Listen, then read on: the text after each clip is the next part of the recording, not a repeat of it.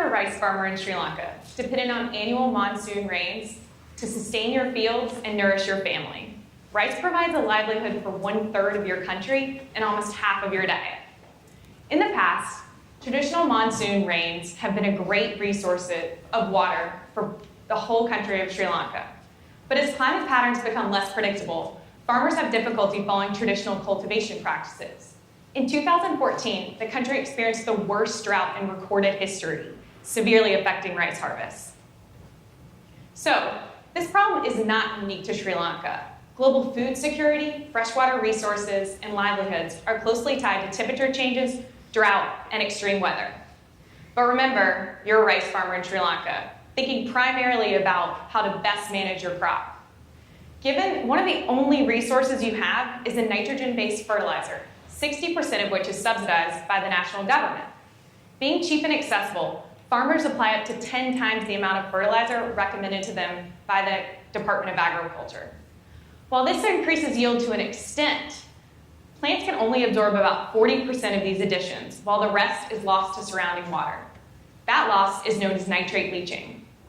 Nitrate leaching is a major problem for groundwater toxicity across the planet. Elevated nitrate levels in your drinking water contain known carcinogens and can lead to thyroid modifications and respiratory problems.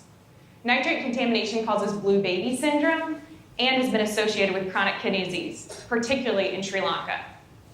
So, given the impacts of its overuse, how do you determine how to manage your fertilizer without impacting yield? My research used a model to simulate a range of fertilizer applications under various irrigation techniques.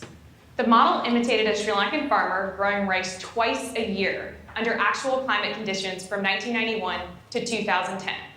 The results determined the ideal practices for him to maximize his yield while minimizing his impact on greenhouse gas emissions and nitrate leaching. I found that soils with a higher clay fraction tended to leach less nitrate. Also, nitrate leaching declined when the farmer decided to add less fertilizer along with using less intermittent flooding techniques. Also, the most important finding of my results is that even when the farmer used the recommended amounts of fertilizer, he only decreased his yield by 5%.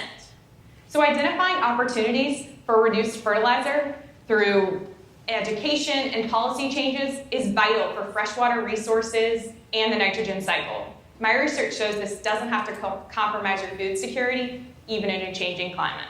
Thanks.